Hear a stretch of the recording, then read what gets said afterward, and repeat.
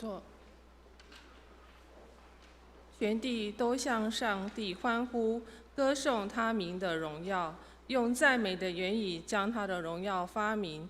当对上帝说：你的作为何等可畏！因你的大能，仇敌要投降你，全地要敬拜你，歌颂你，要歌颂你的名。我们一同来祷告。亲爱的天父上帝，谢谢你让我们可以一同来到你的殿中来敬拜你，求你的圣灵来充满我们，更新我们，请打开我们心灵的耳朵，让我们能够聆听到你的话语，并按着你的话语而行，并让我们一同用心灵跟诚实来敬拜你。祷告乃是奉靠耶稣基督的圣人名求，阿们。再来，我们一同用诗歌来敬拜神。我们把时间交给敬拜小组。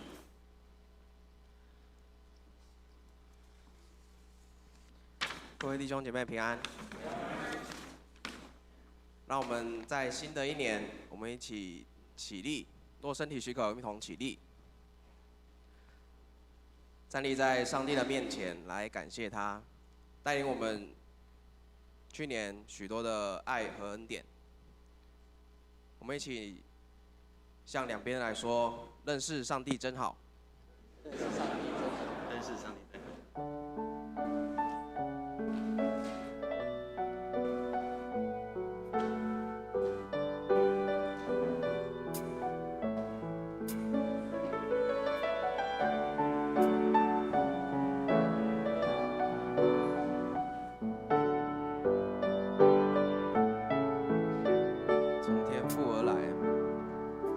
从天父而来的爱和恩典，把我们冰冷的心溶解，让我们献出每个音符，把它化为赞美之泉。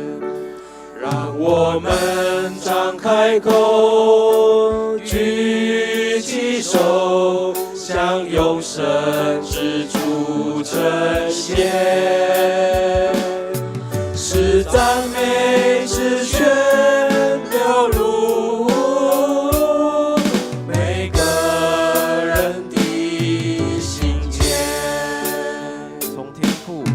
从天父而来的爱和恩典，把我们一生的心溶解，让我们献出每个音符，把它化为赞美之泉。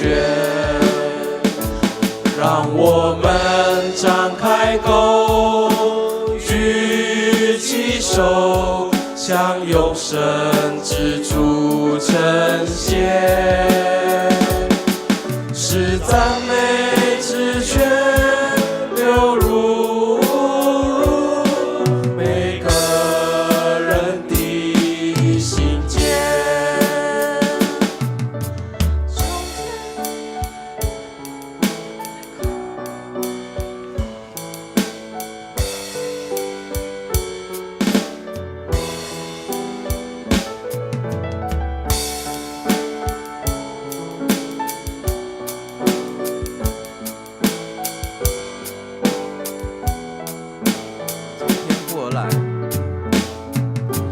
从天父而来的爱和恩典，把我们冰冷的心溶解，让我们献出每个音符，把它化为赞美之泉。让我们张开口，举起手，向永生之主称谢，使赞美之泉流入每个人的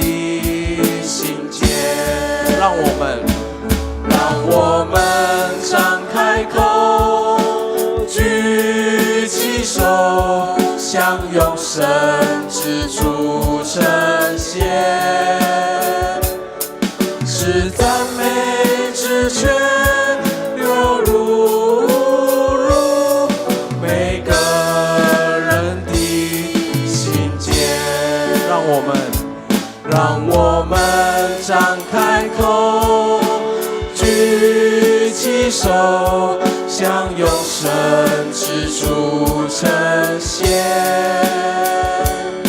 是赞美之泉流入每个人的心间，是赞美之泉流入每个人的心间。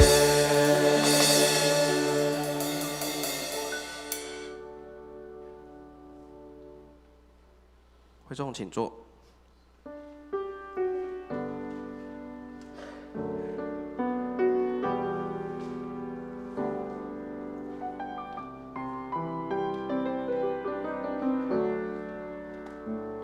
我的诗歌，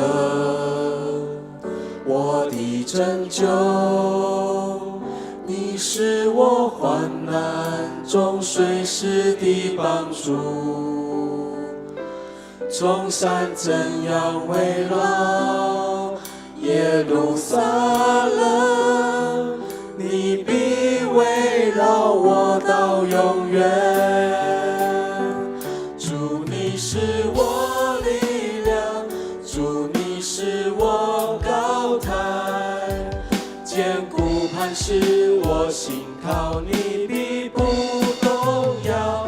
主，你是我力量，主，你是避难所，我的盼望只在乎你。我的诗歌，我的拯救，你是我患难中随时的帮助。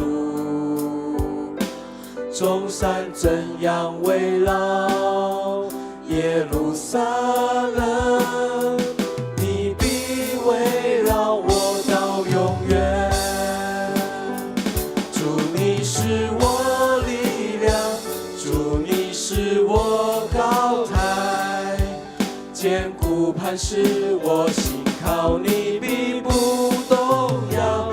主，你是我力量，主，你是避难所，我的盼望只在乎你。主，你是我力量，主，你是我高台，坚固磐石，我信靠你必不动摇。主，你是我力量，主，你是避难所，我的盼望只在乎你。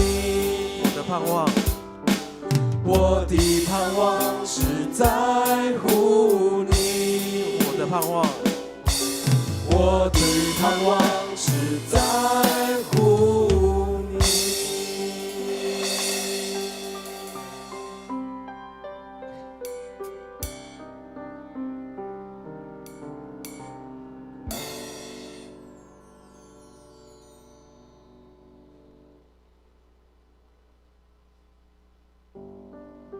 希伯来书11章1节，信就是所望之事的实底，是未见之事的确据。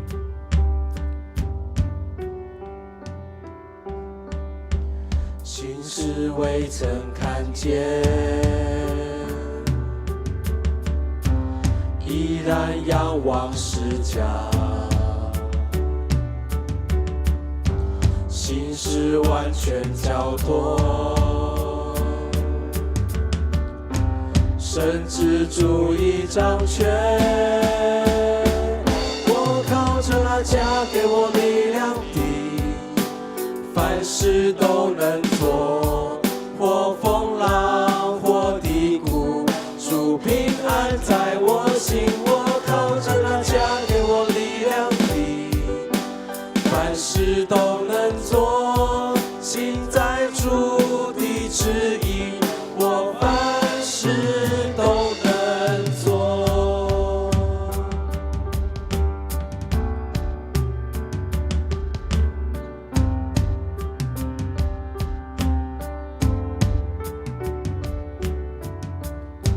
心事未曾看见，依然仰望视角。心事完全交托，神之主已掌权。我靠着那加给我力量的，凡事都能做，或风浪，或低谷，主平安在我心。我靠着那加给我力量的，凡事都能做，心在主的旨意，我凡事都能做。我靠着那加给我力量的，凡事都能做，或风浪，或低谷，主平安在我心。我靠着那加给我力量的，凡事都能做，心在主的旨意，我凡事都能做。我靠着那加给我力量的，凡事都能做，或风浪，或低谷，主平安在我心。我靠着那加给我力量的，凡事都能做，心在主的旨意，我凡事都能做。心在主的旨意，心在主的旨意，我凡事都能做。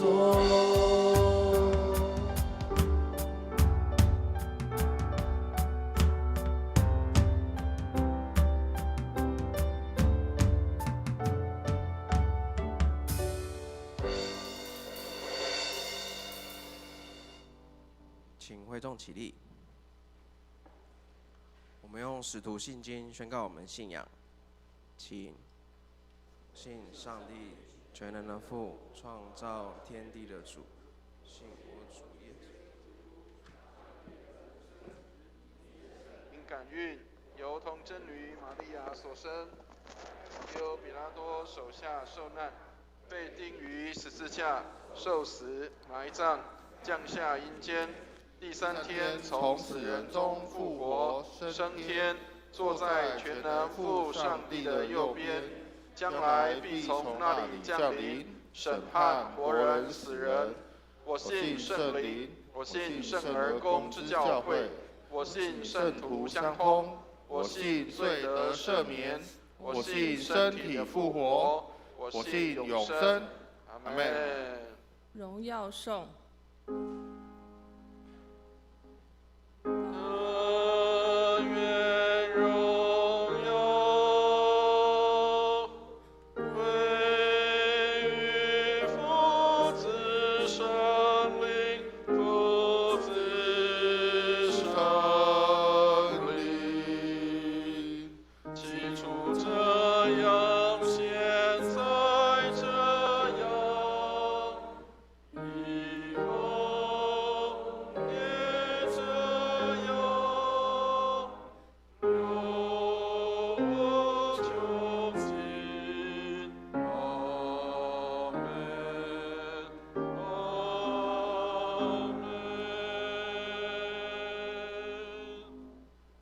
弟兄姐妹，请坐。请翻开圣经诗篇139篇。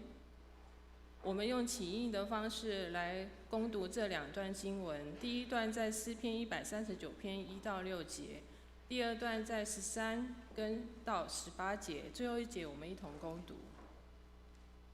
由我来起，弟兄姐妹印。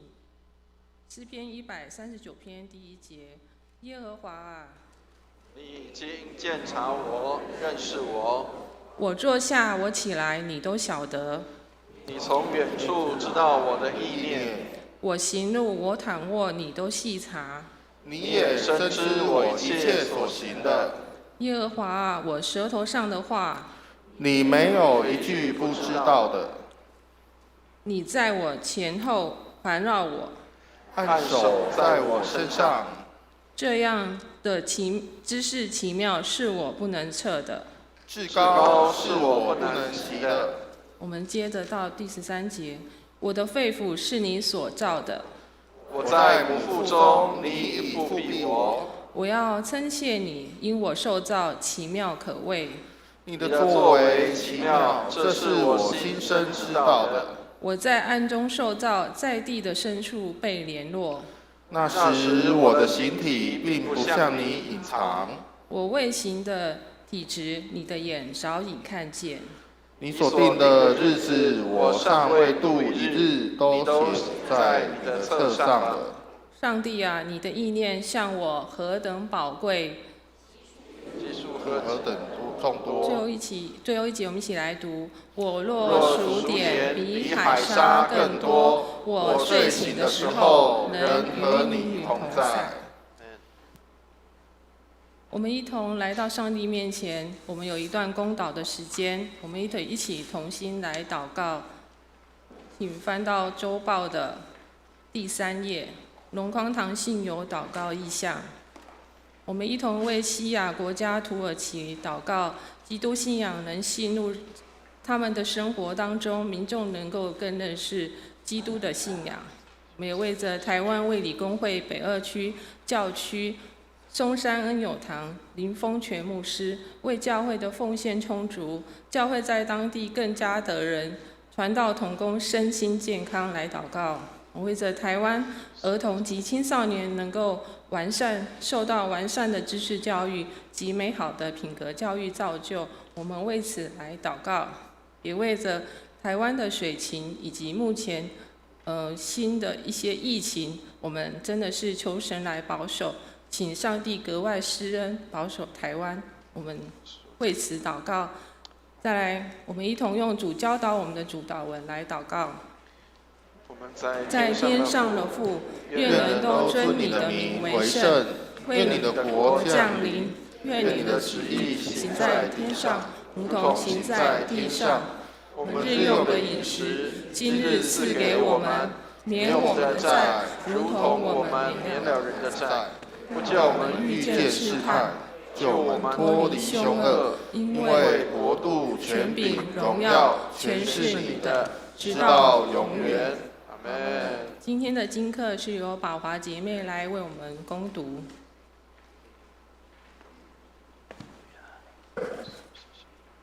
今天的经课第一处在撒母耳记上3章1到10节，在我们教会的圣经本旧约270页，旧约270页，撒母耳记第3章。童子撒母耳在以利面前侍奉耶和华。当那些日子，耶和华的言语稀少，不常有默示。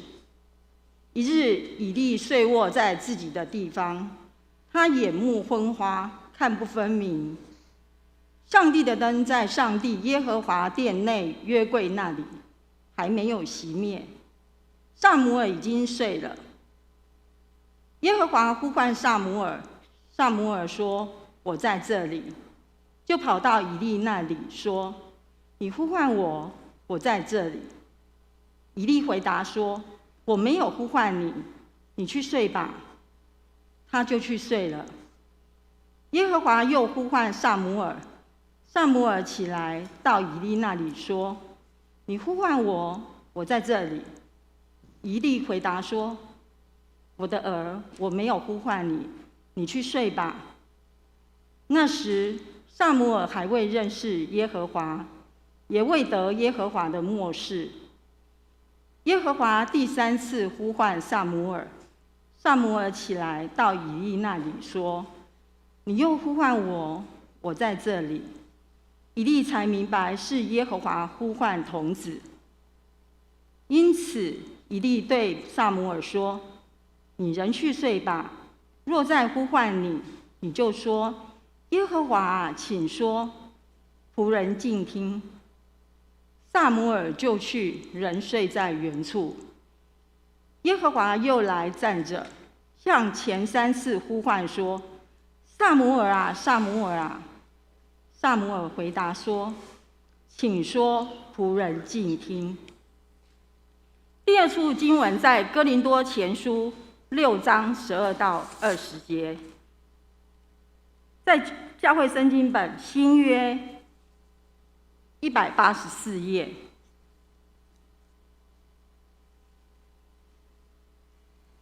哥林多前书6章12节：凡事我都可行，但不都有益处；凡事我都可行，但无论哪一件，我总不受他的辖制。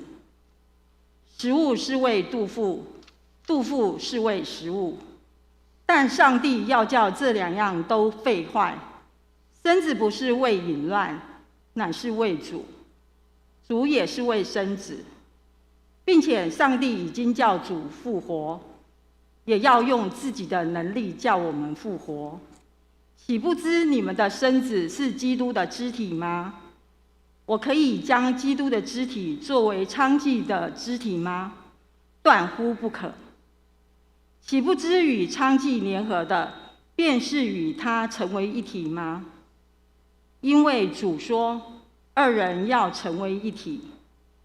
但与主联合的，便是与主成为一灵。你们要逃避隐形。人所犯的，无论什么罪，都在身子以外；唯有行淫的，是得罪自己的身子。岂不知你们的身子就是圣灵的殿吗？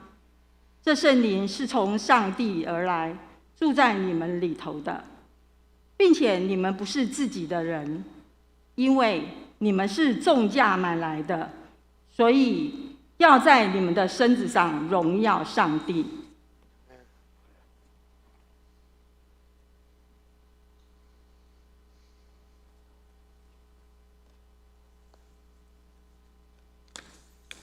谢谢宝华姐妹，今天的正道经文也是哥林多前书6章12到20节，由我来读。凡事我都可行，但不都有益处；凡事我都可行，但无论哪一件，我总不受它的辖制。食物是为肚腹，肚腹是为食物，但上帝要叫这2样都废坏。身子不是为淫乱，乃是为主；主也是为身子，并且上帝已经叫主复活，也要用自己的能力叫我们复活。岂不知你们的身子是基督的肢体吗？我可以将基督的肢体作为娼妓的肢体吗？断乎不可。岂不知与娼妓联合的，便是与他成为一体吗？因为主说，2人要成为一体，但与主联合的，便是与主成为一灵。你们要逃避淫行，人所犯的，无论什么罪，都在身子以外；唯有行淫的，是得罪自己的身子。岂不知你们的身子就是圣灵的殿吗？这圣灵是从上帝而来，住在你们里头的，并且你们不是自己的人，因为你们是重价买来的，所以要在你们的身上荣耀上帝。以上是上帝的话语。诗班献诗，今天诗班要献的曲目是《至好的朋友就是耶稣》。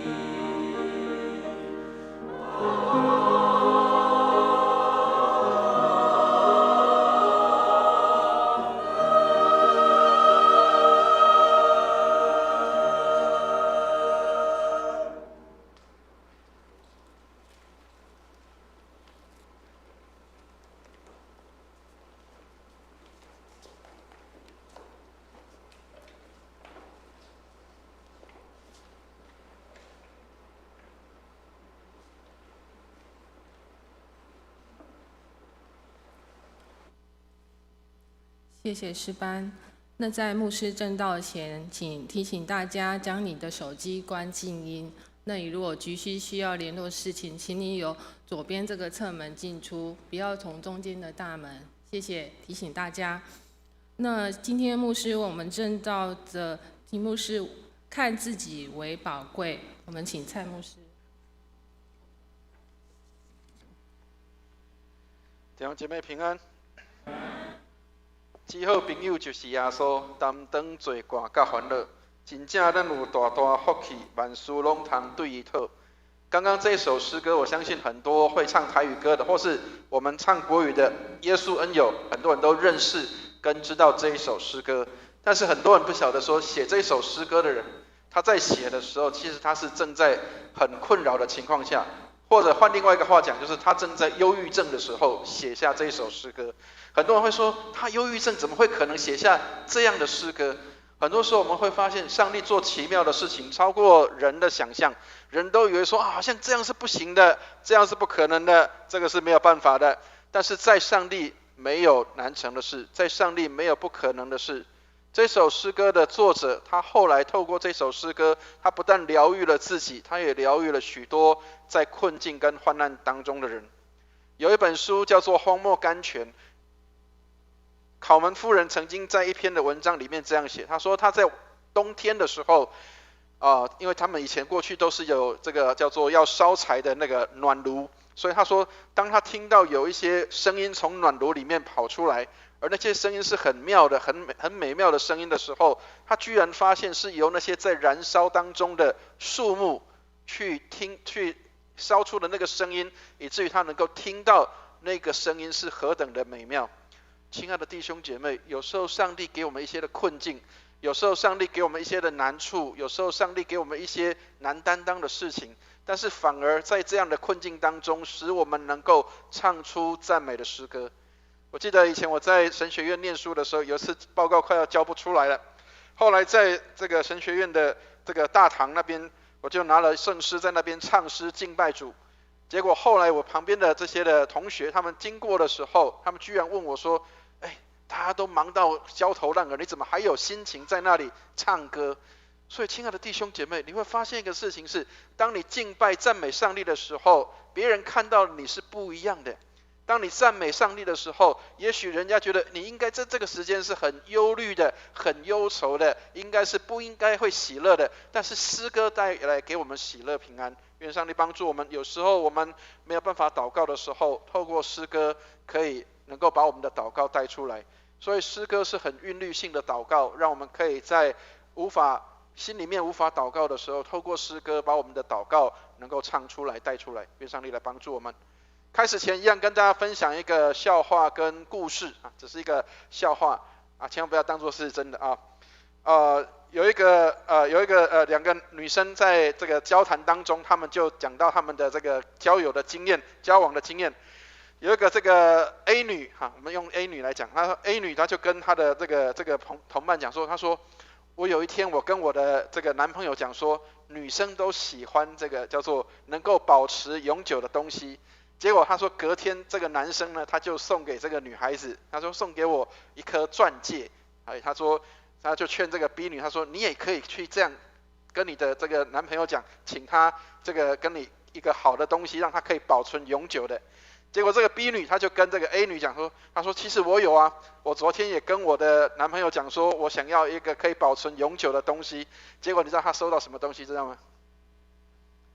收到那个保鲜袋，保存永久的东西保鲜袋。所以其实那个意义上是不一样。当然我们没有任何一个东西是可以保存永久的，要保存永久，其实真正应该要保存永久的不是那个外在的东西，是内心的一面的。所以今天早上在台语堂的时候，有一个我们的那个林志坚牧师在做分享的时候，他说基督徒应该要有一个记号，那个记号不是外在的，应该是一个在心里面的，是可以存到永远的那个记号。外在的会失去，你就算刻在石头上，石头有一天你会风化会坏掉，但是刻在心里面的是永远不会毁坏的。愿上帝帮助我们。所以旧约圣经是刻在石板上，新约的圣经是刻在心里面。愿上帝帮助我们，让我们在心里面能够领受上帝的话在我们里面。好，我们一起继续圣经来祷告，愿上帝的话成为我们的帮助和力量。我们继续圣经，我们一起来祷告，透过这个祷词，我们向神献上祷告。我们一起念经：这是我的圣经，他说我是谁，我就是谁；他说我拥有就拥有，他说我可以就可以。今天神的话要来教导我，我诚心悔改，我心里警醒，我灵谦卑受教，我就不再一样。奉主耶稣基督的圣名，阿们。2021年才刚开始啊，不晓得大家有没有在今年开始的时候，给自己有一些的励志或者是想法？也许每个人有不一样的励志，有不一样的想法，但是求上帝帮助我们在新的开始的时候，总是我们希望能够有新的不一样的改变跟调整。当然，有一些东西也需要做一些的丢弃。最近常常有一句话，很多人常常讲，叫做断舍离，听过吗？断舍离就是你要断开，你要舍弃，你要把它丢掉，很多东西是要去脱离的。当然丢掉断舍离，同时也是要迎接新的东西能够进到我们心里面。所以这个论坛报这边有一个很好的一个东西可以给我们做分享。2021年新年的目标，你有哪些东西是我们可以去挪开的坏习惯，但是可以去接受的一些的好的习惯？这是他的建议，不是说我们每个人都应该要这样，但是我们可以看到一些别人的建议的时候，我们可以给自己也有一些的提醒跟一些的帮助。好，第一个他的建议是把时间花在真正有意义的对话上。有时候我们常常在一些的对话当中是失去一些意义的，所以我们需要去一些有意义的讲话。所以有意义的讲话就是我们在谈话的当中是获得知识最快的方法跟方式。但是有些没有意义的谈话是需要去舍弃的。各位知道曾经有一个童话是这样说，他说有一个樵夫跟一个这个牧羊人，他们在山上的时候相遇，然后讲了一天的话之后，牧羊人的羊吃饱了，但是那个樵夫却连一根柴都没有砍到啊。所以有时候我们需要去反省跟调整，就是如果我们的谈话变成我们像那个樵夫一样，跟人家谈了一段时间之后，别人也许很饱足，但是我们自己没有得帮助，那是很可惜的。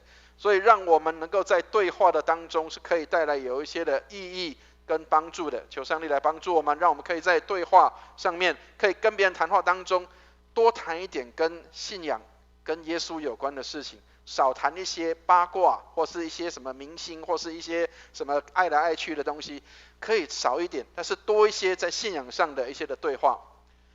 第二个他的建议叫做宽容他人，然后同时也宽容自己。有时候我们对别人的要求过高，以至于我们对自己的要求也很高。其实是自己自我要求高，同时也会对别人要求是很高的。我记得以前在神学院的时候，我们的同学很不喜欢我。我说很不喜欢我是因为他们认为我是一个很严格的这个助教，因为那时候我的学习成绩还算不错，所以我的老师他就把我拔去做这个希伯来文的那个助教。所以那时候我的学弟学妹们他们给我一个封号，说这个是杀手，知道那个意思吗？意思就是这个是一个很高标准的人。但是后来我发现一个事情是，当我自我要求很高的时候，但是同时我对别人要求也是很高的，同时我自己也生了一些病。为什么？因为达不到标准，自己会生气，所以会让自己身体不舒服。所以有时候需要学习一些宽容别人，或是给别人有一些宽放，也放了自己，让自己可以有一些宽放的空间，不至于变成是把自己逼得太紧，以至于压力太大。好，第三个叫做少抱怨多做事。好，有时候我们可能讲的很多，但是做的是很少的，所以改换一下，在今年当中我们多换一些的心境，让我们可以少一些的说，多一些的做事。我们在前几天在去台南的路上，曾经跟里面的同工在分享一个事情，说有的人叫做开了一嘴的好车，但是事实上不见得会开车。所以事实上你会发现一个事情是，很多人嘴巴很会讲，但是事实上不见得他真的在做的时候很会做。所以少抱怨多做事，当我们可以学习在事情上面多去做，多去学习，多去这个增加自己的一些的技能，而少去批评别人。因为很多事情我们不在那个位置上，我们也许不见得知道别人的感受跟想法是什么。然后第4个，这边提到一个很好的东西，也是我最近在学习的功课，就是时时挑战自己的预设立场。所谓的预设立场是什么？就是你可能原来认为应该是这样，可是事实上可能可以做一些的调整跟改变。我记得以前我在念书的时候，因为我以前是念管理学的，然后以前我们在管理学上有一本书里面提到有一个东西叫做如果推不动的时候就拉看看，听得懂意思吗？如果推不动的时候就拉看看，意思就是说，如果你发现这个东西不好处理的时候，也许用反的方式是可以更好处理的。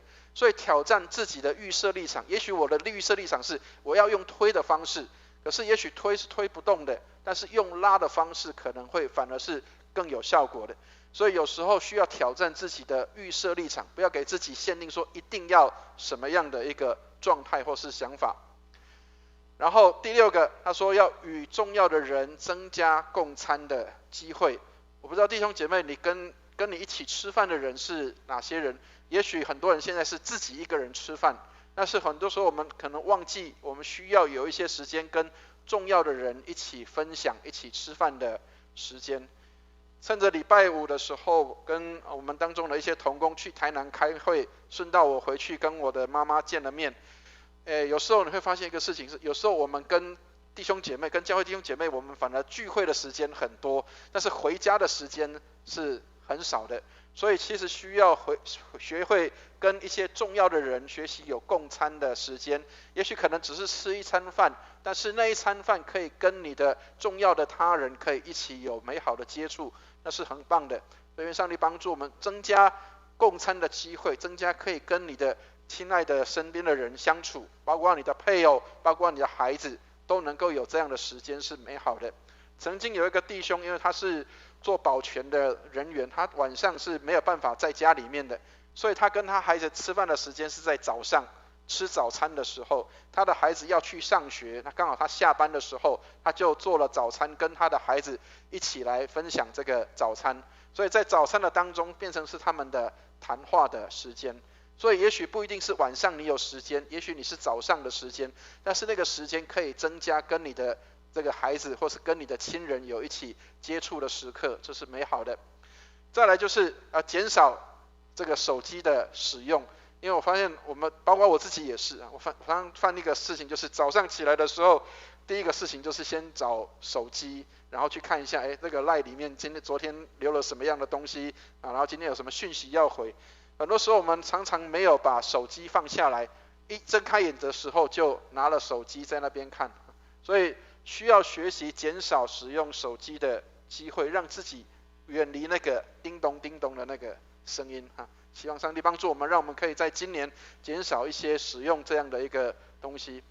再来就是阅读更多的好书，也许我们很多时候没有去碰书柜里面的书了，包括圣经所以希望今年我们可以多一些时间，可以多看一些的好书，也许可以做一些好书的分享，或许有一些弟兄姐妹看了一些什么样的好书，可以彼此做一些的分享，都是很棒的。愿上帝来帮助我们。还有减少忧虑，更多的祷告。愿上帝帮助我们，在今年我们也能够减少一些的这些的担心跟害怕，更多的把我们的祷告带到上帝的面前。刚刚的那首诗歌气候朋友就是压缩，意思也是我们要把我们的重担忧虑要交在上帝的手中。所以有一个韩国牧师这样说，他说祷告越多抱怨就越少，越多的抱怨就表示祷告是越少的。所以上帝帮助我们，让我们能够减少这些的忧虑，那当然就是要增加在祷告的侍奉上面。最后他的建议就是展开新年的读经计划。那当然因为教会里面现在也在推一些的读经计划，所以如果弟兄姐妹，如果你开始预备了自己，希望在今年开始的时候可以有一些预备新的这样的一个读经的时刻，也欢迎大家来报名这个读经计划。那因为已经进行了大概3个礼拜的时间，我们的淑仪执事也准备了一些这个读经的书给大家，如果有意愿的话，可以跟我们的淑仪姐妹来做这个报名然后可以来开始你今年的读经的计划，让读经成为你的习惯，在这一年当中可以持续不断的能够来把上帝的话放在我们的心里面。愿上帝来帮助我们。好，我们一起来看今天的经文里面，我们很少在讲这个叫做保罗书信或是新约的福音书的后半段的地方。那为什么今天牧师要特别来提到这个部分？是因为我们在这一年的开始，其实我们需要能够了解基督徒应该在我们的生活当中怎么样活出主基督的样式。刚刚讲到早上我们的这个台语堂林志坚牧师他就分享了这样的事情，基督徒我们从别人的身上能不能看到他有基督的生命在里面，或是别人有没有从我们身上看到我们有基督的生命在我们的里面。所以他说他曾经在搭公车的时候，他说有人就突然间问他说，请问你是不是基督徒？很多时候我们可能也常常会觉得，这个人好像基督徒，他的里面有跟别人不太一样的生命。好，我们来看一下在圣经里面怎么样给我们的一个教导。我们先来看一下在15节的地方，今天经文里面15节给我们的一个很重要的提醒。15节我们一起来念一下15节的经文，我们一起念来。岂不知你们的身子是基督的肢体吗？我可以将基督的肢体作为娼妓的肢体吗？断乎不可。好，今天经文里面有很多的东西是我们看了觉得很震撼的东西，因为包括我们在教会里面很少谈到我们跟社会跟环境的这样的一个互相的互动，或是我们跟社会的状态有一些什么样的关系跟关联性。各位知道，如果你在读哥林多书信的时候，要想到那个哥林多那个城市的一些的背景。各位如果在读哥林多前书或后书的时候，它其实那个书信是有背景的。哥林多教会跟现在的社会其实很类似，跟现在的社会状况其实是很类似的，包括他们在一些文化上面，他们在一些的这个商业上面，他们都非常的发达。但是他们有一个很特别的东西，就是他们过去的信仰里面，在他们当时哥林多的这个地方，千万不要当作以前都是基督教的国家，没有啊，当初也都是崇拜很多的神明的，特别希腊这个地方有很多的希腊神明，所以当他们在神殿里面在祭祀的时候，特别在这个城市有一种状况，就是如果你在这个神庙里面去做祭祀或是祭拜这个神的时候，在那个他们的所谓的这个祭拜的庙的外面，有一些叫做庙妓的人。所谓的庙妓就是他们是一些提供让男生可以在性的方面得到一些的这个满足的一些人，他们透过这样，然后让人认为说，我跟这些人结合的时候，享受那个快乐，好像达到那个神灵相通的那样的一个感受。所以他们当时的那个信仰状况是这样的一个状态。所以很多人刚脱离那个状态的时候，他到基督信仰里面去的时候，很多人还没有断掉跟过去的那个生活的状态的连结。所以我们刚刚提到有一个东西叫做断舍离。当你信了耶稣的时候，有哪些东西是你必须要去断开的？有哪些东西是要舍去的？有哪些东西是不应该再继续的存在的？所以他这里提到说，岂不知你们的身子是基督的肢体吗？我岂可将基督的肢体作为娼妓的肢体吗？他说断乎不可。所以保罗提醒这些哥林多教会的人，他说不要再跟过去的生活是一样的。亲爱的弟兄姐妹，我们可不可以来想一下，有哪些东西是我跟过去的生活还是一样的？我们有没有哪一些东西是跟过去的生活是一样的？比如说也许我还有一些的坏脾气，我看到有一些人的这个做法心里面很不爽，然后讲话的时候就可能满口的粗话，或者甚至是我可能是用这种叫做高标准的方式去对待别人，或者可能我看很多事情都是看不惯的，或是我骂我的太太，骂我的孩子，或是骂我的先生，或是做很多的这样的一个跟过去一样的，甚至我可能贪心，贪一些小东西，觉得这个东西是公用的公家的，所以我就拿回家用。我们是不是还有很多跟过去的生命是一样的连结的，而不是断开来的？所以这里有一段很好的话，这是汤马斯华生他说，除非你厌恶罪，否则你就没有办法真正的来认识基督。除非你厌恶罪，要不然你就没有办法进到真正的天堂里面去。所以亲爱的弟兄姐妹，有哪些是我们还在跟过去的东西做连结的？也许包括我们在生活上面，我们也常常跟过去的生活是一样的。也许你信了耶稣之后，别人没有从我们的身上看到我们跟过去有哪些的不一样。所以圣经里面给我们一个提醒，除了包括我们刚刚所提到的他们过去在庙妓里面的这样的一个生活形态以外，圣经上面也提醒我们要逃避淫行。我们来看一下在18节的地方，他这里所提到的18节，我们来念一下这一节经文，我们一起念来：你们要逃避淫行，人所犯的无论什么罪，都在身子以外，唯有行淫的是得罪自己的身子。行淫的意思就是在你的婚姻以外的这样的一个性的这样的一个行动，都是所谓的叫做淫行。所以性本来是上帝所设计的一个美好的东西，是一个美好的东西，帮助我们，他说帮助我们更全面的认识基督。所以当我们在性的里面的时候，夫妻特别夫妻关系里面，在性的里面，那是一个美好的连结。上帝透过性让夫妻的关系能够更加的美好，但是不是因为透过性而让很多人的关系变好，并不是这样，是透过性让关系更加的美好。所以在好的这样的关系里面，透过性来带来祝福，上帝是这样的设计这个性在夫妻的关系里面。但是很多时候我们人是滥用了这样的一个功能，或是滥用了这样的一个东西，以至于我们没有办法得到上帝给我们的祝福。我常常在做婚前辅导的时候，跟弟兄姐妹提醒一个事情，就是如果你是一部跑车，如果我们把性比喻作一部跑车的话，它应该是要跑在赛道上，而不是要跑在一般的道路上。能够听得懂那个意思吗？你必须要把它放在对的地方，你才能够发挥它的功用。如果你把它放在错误的地方，那它的功用就不好了。各位，你知道，也许你可能可以买得到那个法拉利，或者是买得到那个小牛的这种跑车，但是如果你跑在我们这个一般的道路上，你可能会发现非常受挫。为什么？因为这个道路上没有办法去驰骋，你没有办法发挥那个车子的功用。但是如果你把它放在大鹏湾那个赛车道上面的时候 ，OK， 非常好，因为那是对的。所以性是要放在对的地方，它才能够发挥好的功用在那个地方。所以亲爱的弟兄姐妹，这里这个 John Piper 这个牧师他讲得很好，他说性是上帝所设计用来帮助我们更全面的认识基督，透过性以至于我们可以在性的里面可以去看到上帝给我们的何等的美好跟祝福，特别在家庭的当中。所以千万不要认为基督教是禁欲的，基督教其实是有在性的方面是非常的提倡的，但是是要在家庭的当中，我们需要在家庭的里面去谈这样的内容，而不是在像其他人一样在其他的地方，或是在不管任何地方都在谈论这样的事情。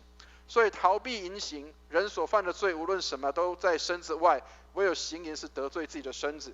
所以怎么样保持自己的身子能够圣洁，以至于能够来与主来做美好的连结。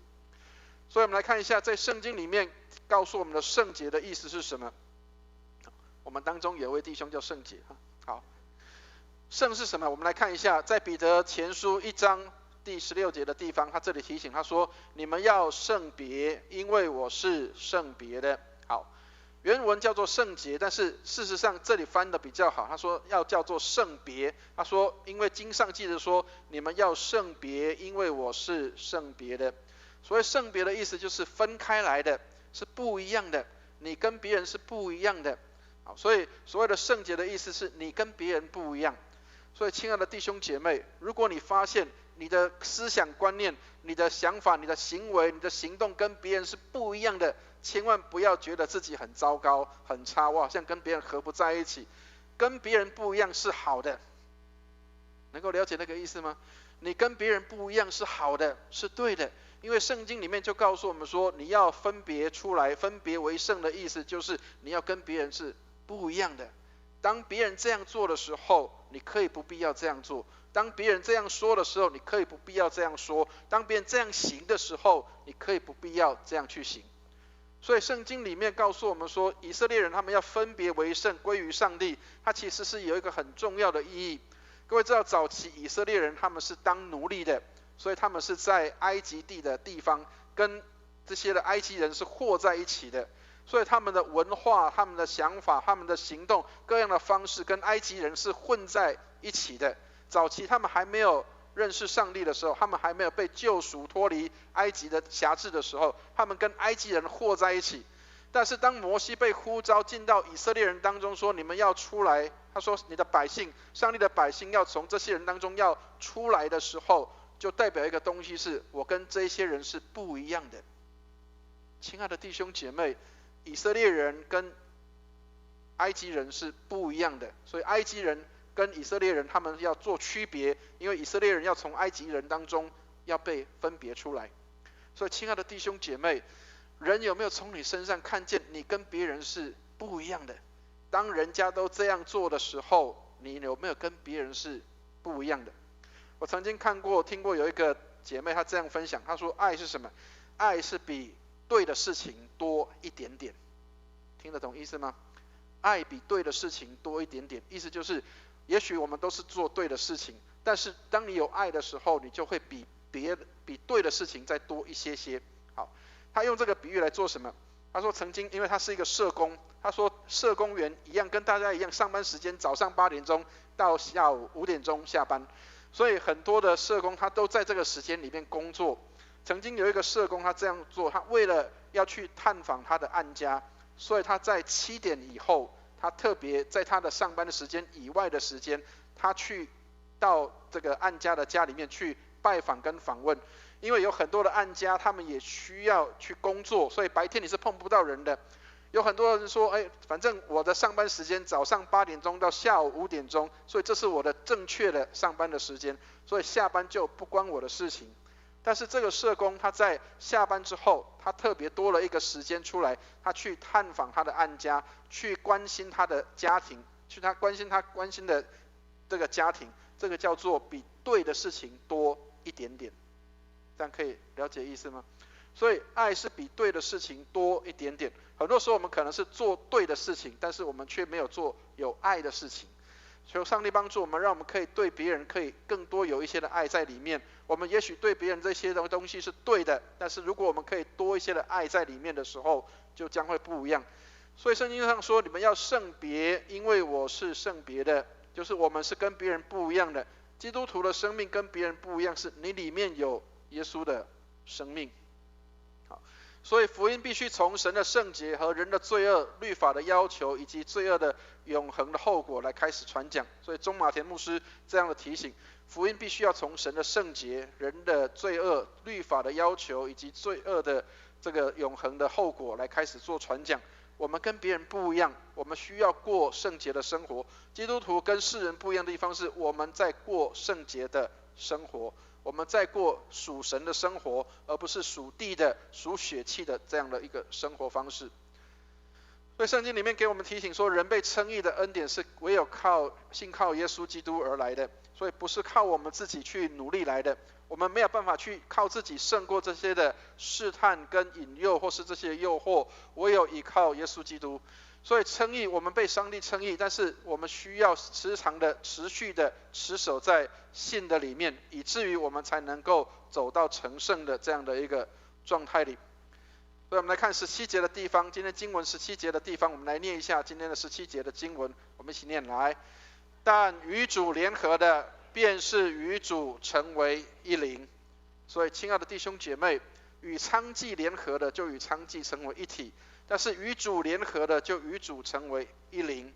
所以愿上帝帮助我们，让我们能够常常在主的里面与主做美好的连结跟联合，在我们身上施行了一切救赎和我们能够成就的圣洁蒙上帝悦纳的工作，都是由于圣灵在我们身上的动工。所以是圣灵的工作，是圣灵的在同工作在我们的当中，否则我们不能做什么。这是 John Owen 这个牧师他这样的提醒。如果不是圣灵的工作，我们没有办法来胜过这样的一个罪恶，没有办法来胜过这样的一个诱惑，没有办法来胜过这样的一个试探。他说与主联合的，便是与主成为一灵。愿上帝帮助我们，当我们要脱离世上罪恶的时候，靠我们自己是胜不过的，唯有依靠上帝，唯有依靠圣灵的帮助，才能够使我们与主成为一灵。当然要与主成为一灵，要跟主合一，要跟主走在主的道路上，并不是那么样的容易的。跟大家分享一个实际上的案例。因为以前我在马祖教会牧会的时候，知道马祖那边是很多阿兵哥在那里聚会。我们很多的阿兵哥他们都要面临一个事情，是退伍的时候，他们要回到自己的生活当中，要去找工作，要去做他们的要去往他们的工作上去努力跟迈进的时候，他要怎么去做？有一个弟兄，他真的面临到一个极大的试探，他是一个很优秀的弟兄。那他退伍的第一份工作就是他去找那个叫做法律事务所的工作，要去做律师的这样的一个角色。当他去工作的时候，各位知道他其实后来有跟我提醒，他说打电话到马祖来的时候，他跟我讲，他说牧师，我碰到一个极大的难处。说什么样的难处？他说当他去面试的时候，当然各位可能知道现在的世代蛮复杂的，所以他说他的面试官可能觉得他长得比较清秀，或是长得好看吧，所以他说他的面试官居然趁着没有人的时候跟他讲说，如果你可以跟我在一起的话，他说如果你跟我在一起的话，这个工作就会是你的。你知道当这个年轻人当他听到这个事情的时候，其实他心里面那个震撼是大的。没有进入到职场里面的时候，都觉得哇，要进入职场一切的美好。但是当进入职场的时候，发现很多事情就好像圣经里面讲说，好像羊进入到狼群里面一样，我该怎么办？这个弟兄他打了电话到马祖回来给我，我就跟他提醒一个事情，我说你是基督徒，我相信你应该知道你要怎么做，求上帝给你智慧，让你可以知道你应该怎么面对这样的一个试探。所以后来他就跟他的这个面试官很断然的就跟他讲说，对不起，我是基督徒，我不应该做这样的事情，所以宁可我不要你这个工作。所以这个弟兄他就忍痛的退开那个工作，那间公司，就到别的公司去。但是感谢上帝是，也许对他来讲这是一个损失，因为这一家公司也不错很好，但是当这个年轻人后来他选择为了信仰的缘故，他不要做这样的事情的时候，上帝给他开了另外一条路。他现在的工作比他过去的要去应征的那间工作的公司要更好。所以亲爱的弟兄姐妹，看起来是损失的，但是上帝给你的是保护跟保守，让你不至于羞愧。所以亲爱的弟兄姐妹，愿上帝帮助我们，让我们与主同工，有圣灵在我们身上动工，使我们能够与主成为一灵。所以要知道自己没有能力能够离开罪恶，这是很好的提醒。所以千万不要觉得自己能力很强，没有啊。既然知道自己没有能力离开罪恶，就应该与基督联合，以他的能力对抗可耻的罪恶与腐败。求上帝来帮助，让我们可以透过圣灵的帮助跟提醒，让我们能够与罪恶来做一些的断开跟脱离。很多时候你要靠自己的努力是做不到的，是受不了的，是没有办法的，但是你需要靠圣灵的能力来帮助。各位知道其实罪恶的影响是很大的。我不知道大家有没有听过这个寇绍恩牧师他自己的分享，他的讲道。他说他曾经有过一次年轻的时候，他说高中生的时候，正是血气方刚的时候。然后他说他去到一家那个小吃店，以前早期的小吃店很特别，就是不是像我们现在的这种叫做只是卖吃的，很多包括还有一些叫做歌舞厅秀的那个海报会贴在那个小吃店里面。然后他说上面的那些的女孩子都是穿着很清凉的，很漂亮的。然后他说他每次当他要去那个他要这个去经过那个小吃店的时候，心里都被那个海报给影响，然后就不知不觉的就往那个小吃店去，然后在那边吃小吃的时候边看那个清凉的图片跟海报。他说每一次经过，每一次都被他影响，每一次都被他影响。所以你可以想见一个事情是，千万不要觉得自己可以胜过。当你如果不靠上帝能够脱离的时候，你觉得靠自己我意志力我可以，其实是做不到的，其实是做不到的。所以各位亲爱的弟兄姐妹，如果你看约瑟的经历，你就可以知道他要能够跟他的老板娘断然的拒绝，那是一个很不容易的事情。约瑟跟他的老板娘说，我岂可犯罪得罪我的上帝？所以他把上帝的话放在他的心里，与基督的联合，以至于才能够胜过这样的罪。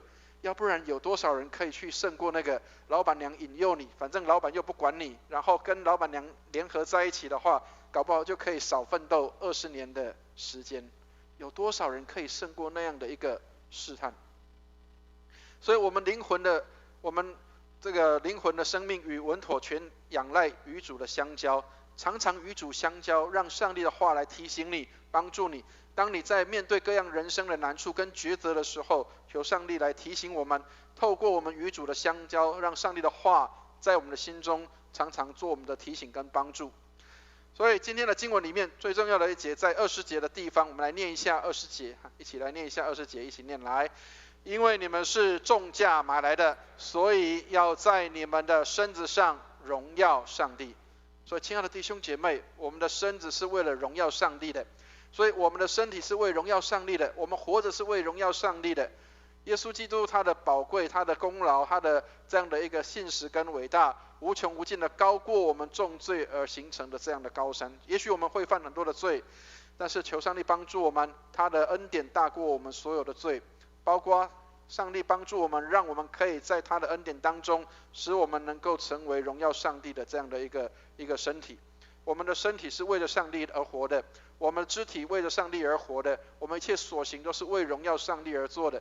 当你知道你需要荣耀上帝而做的时候，你就知道哪些东西是你该做的跟不该做的。所以这个早上林志坚牧师也分享了一个事情，他说以前早期的时候，很多人会在手上戴一个手环，那个手环上面有4个英文字，叫做 WWJD， 意思就是 What will Jesus do？ 就是在那个场景里，耶稣会怎么做？在那样的情况里面，耶稣会怎么行？耶稣怎么做，我们就怎么做；耶稣怎么行，我们就怎么行。所以当然罪是很大的力量，各位其实不要小看罪恶的力量，很多时候很多人就败在这样的罪的里面。我们有很多的，包括很多的牧者，很多的有名的牧师，也都常常败在罪的上面。所以罪是宇宙的第2大的力量，因为他把耶稣送上十字架。但是爱是宇宙中最大的力量，也就是上帝的爱，让耶稣可以死在十字架上来赎清众人的罪。所以愿上帝帮助我们，也许罪的力量很大，但是要看到上帝的爱更大的能力来医治跟恢复我们，让我们恢复与神美好的关系。所以今天的经文给我们几个提醒。第一个，要让自己敏锐圣灵的提醒。如果今天圣灵在你的里面来提醒你的时候，千万不要消灭圣灵的感动，让自己敏锐圣灵的提醒。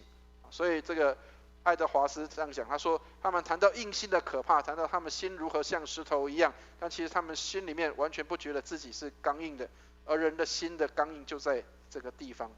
所以上帝提醒我们，让我们不要像一个石头一样硬邦邦的。耶利米书里面特别提到，他说要给我们肉的心，不是石头的心。求上帝给我们有一颗肉的心，敏锐上帝的提醒。好，这是在网络上面看到有一个人他这样讲的内容，这个马克思佛里斯吗？对，好，这个人他讲，他说若然前路变得异形的时候，你可能正在走下坡的时候，所以要常常提醒自己。有时候可能你觉得哇这个太容易了，好像很好走的时候，也许我们正是在走下坡的时候。第二个，圣灵使我们与基督来做联合，愿上帝帮助我们，要过圣洁的生活，必须要常常与圣灵做连结。所以愿上帝带领我们，让我们常常与圣灵做美好的连结。所以圣洁是与主连结的一个通道。圣经里面告诉我们说，我们要圣洁，因为主是圣洁的。所以最完美的荣耀是根基于是显于基督的正洁与顺服上面。所以上帝帮助我们，让我们看到基督的顺服跟他的这样的一个圣洁是最完美的一个荣耀。求上帝来怜悯我们，让我们的生活上面也来荣耀上帝。当我们知道我们要怎么样来荣耀上帝的时候，顺服跟过圣洁的生活，这是我们需要去被提醒的。第三个，我们的行事为人需要让圣灵来管理，我们需要靠圣灵来行事，我们要靠着圣灵的帮助来抵挡诱惑，而不至于犯罪。所以千万不是靠自己，千万不要觉得我自己的意志力很强。很多时候你可能觉得在这个地方你可以胜过，但是也许在另外一个地方我们没有办法胜过。所以要让圣灵来管理，让圣灵来管理你的生命，来靠圣灵来行事，也就是让圣灵来充满你。所以罪跟恩典不能同时掌管一个人的心。重生的人要顺服上帝的意愿跟支配，他们的心定义于圣洁。愿上帝来帮助我们，特别基督徒应当过圣洁的生活。我们跟别人不一样。刚提到了圣洁的意思，就是我们是跟别人不一样的，分别出来的。罪跟恩典不能同时掌管一个人的心，你不是被上帝来掌管，就是被世界来掌管；你不是被罪来掌管，就是被义来掌管。所以愿上帝帮助我们，让我们能够来在上帝面前能够被主来掌管，让上帝来掌管我们的生命跟我们所行的一切。最后我们来看一下约翰加尔文他的提醒，他说教会的卓越不在于人数，而是在纯洁。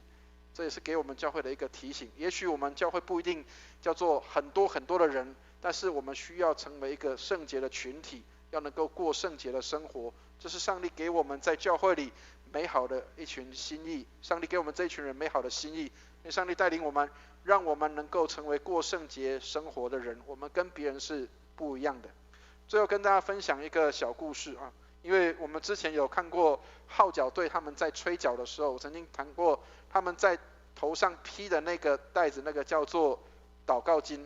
祷告巾上面有衣裳的穗子，犹太人他们的衣着上面都一定有这个东西，为的是什么？他说要提醒他们，他们是犹太人，他们跟这些世上的民族是不一样的。所以那个穗子代表的用意就是让人看到他们是跟别人不一样，也提醒自己我跟别人是不一样的。所以亲爱的弟兄姐妹，愿上帝帮助我们，那个祷告巾披在外面，也许不一定常常可以披在你的身上，但是你的心里面要有一个祷告巾在你的里面，常常提醒自己我跟别人是不一样的。别人可以这样做，但是我不要这样做，我可以选择不要这样做。当别人可以这样说，我可以不要这样说；当别人这样行，我可以不要这样行。求上帝帮助我们，教会的卓越不在于人数，而是在于它是纯洁的，是属乎上帝的，是上帝所喜悦的。愿上帝来祝福我们。我们一起来祷告。亲爱的天父，带领我们，让我们这个信仰群体能够成为圣洁的群体，能够成为合乎你所喜悦的。让我们与主联合，成为一灵，而不是与娼妓联合，不是与世上做联合。谢谢主带领我们，有许多事情我们必须要断开，要舍弃。主，我们靠自己没有办法，我们唯有依靠你的恩典。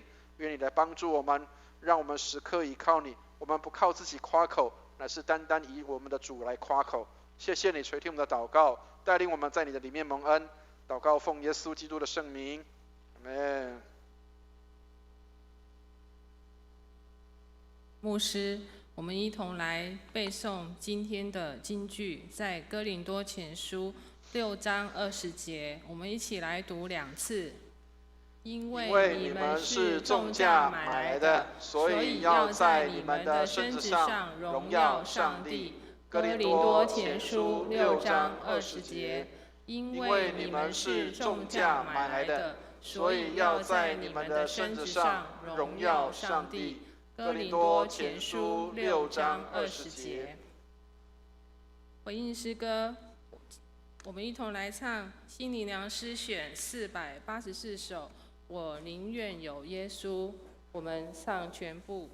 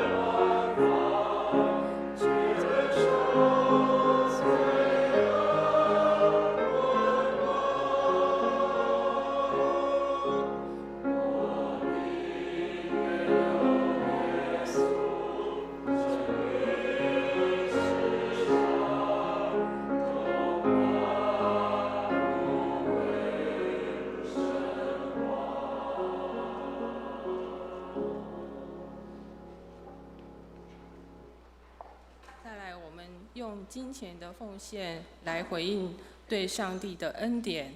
我们请诗献同工预备。我们先一起来做奉献的祷告。亲爱的主，感谢你丰富的供应我们一切，使我们恩典满满，也福杯满溢。现在我们甘心乐意奉献一些金钱，求你悦纳，让我们也有一颗常有感恩知足的心，常做你喜悦的事。祷告奉靠耶稣基督得胜的名求，阿们。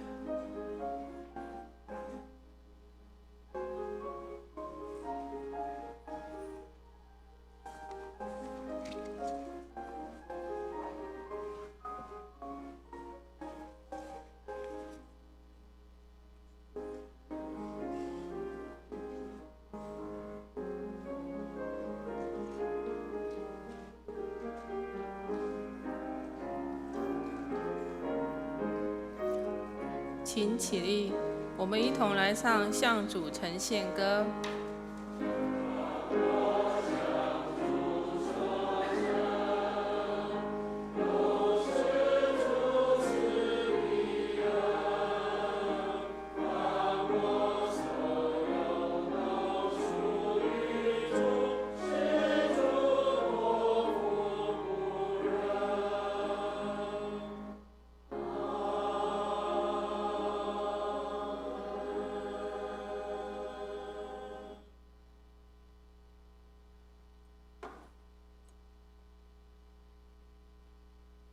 弟兄姐妹，请坐。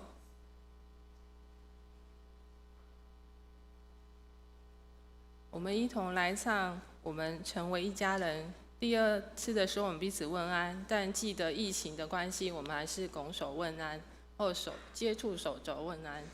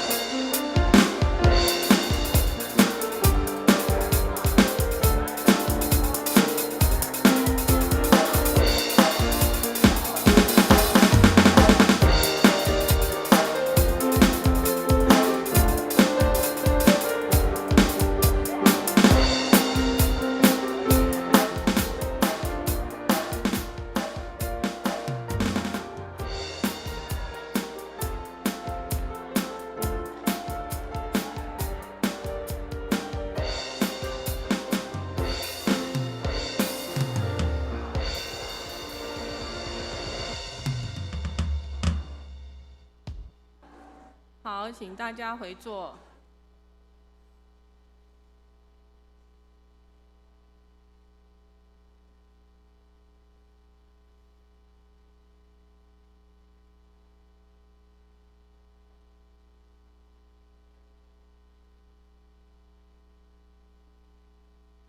再来，我们一同来关心教会的消息。那我们欢迎今天来到我们当中的新朋友，是若云姐妹介绍的周恩美跟周恩惠，请欢迎你们。他们坐在4楼，还有一个孙洁欣姐妹，请起立。嘉庆介绍的。好，她是长隆哲学系。那周恩美、周恩惠姐妹是高雄餐饮餐馆系。欢迎你们，我们永远欢迎你们。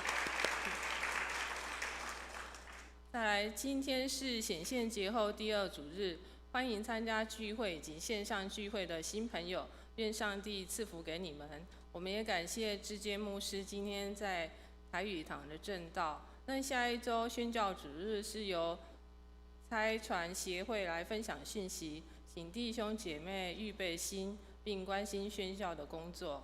那我们在会后11点半在1楼的副堂有召开儿主跟学青家长的座谈会，那请家长们准时参加。那在大堂这边有我们诗班班长诗班指挥，卢君姐主持的音乐分享，也请大家留下来聆听。再来，教会的去年的12月收支表跟1月的小组长执事会议记录张贴在公布栏，请大家前往关心。那教会在1月22跟23号会举办执事同工和小组长的退休会，那请为牧者跟同工出入平安祷告。教会将在今年我们开始推动爱读经计划，那我们请各小组各小组和办公室有读经生活营报名表跟奖励的办法。那你有意愿参加的话，请洽属于执事或跟你的小组长还有办公室索取询问。教会在2021年度目标定为教会就是家庭，家庭就是教会，请为教会的这个年度目标来祷告，也为着我们教会能够在今年聚会的人数可以增长为200人，求上帝加添得救的人来到我们当中。卫理神学院将在今年新学期召开旧约神学导论，欢迎弟兄姐妹报名装备。报名有意者请洽淑清干事或者是贺兆鼎弟兄。报名截止日期是1月底。教会红本门徒课程将于旧历年后2月17号星期三晚上7点开课。那你若已经上过教会的新旧约圣经中览课程，并且愿意接受9个月门徒训练课程的弟兄姐妹，欢迎报名参加。那报名请洽蔡牧师，名额只有12位哦，额满截止。这个要非常有毅力，因为是9个月不间断。109年奉献明细表确认单已放在各位的奉献袋内，请大家前往核对奉献金额。那如果无误，请签名缴回办公室。好通知总会开立正式的收据。那寒假期间，你如果有学生意愿参加志工的行列，请跟我们办公室赵英干事报名，本堂会开立时数的证明。那肢体消息，我们为着弟兄姐妹工作的稳定、身体健康不受疫情祷告，还有以下身体不适的朋友，请大家在祷告中纪念。因为时间的关系，等一下要上课，我就不一一念出。那也为这个以下15位的新朋友来代祷。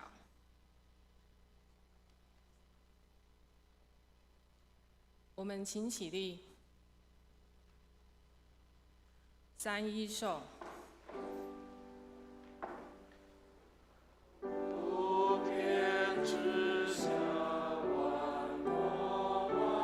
民齐声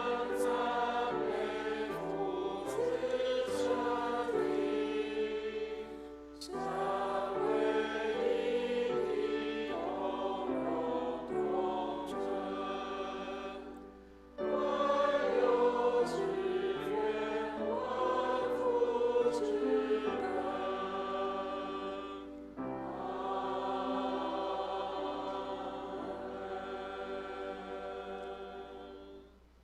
牧师为我们祝福。弟兄姐妹，我们一起来领受祝福。慈悲怜悯的天父，愿你将恩典从天上倾倒下来，祝福我们的弟兄姐妹，让我们在工作、家庭、生活上一切蒙恩。人看见我们，就看见基督在我们的里面活，使我们知道自己是谁，并且能够过圣洁的生活来荣耀你。愿我主耶稣基督的恩惠、天父上帝的慈爱、圣灵的感动与交通，常与我们众人同在，从今时直到永永远远。阿们。三点阿们。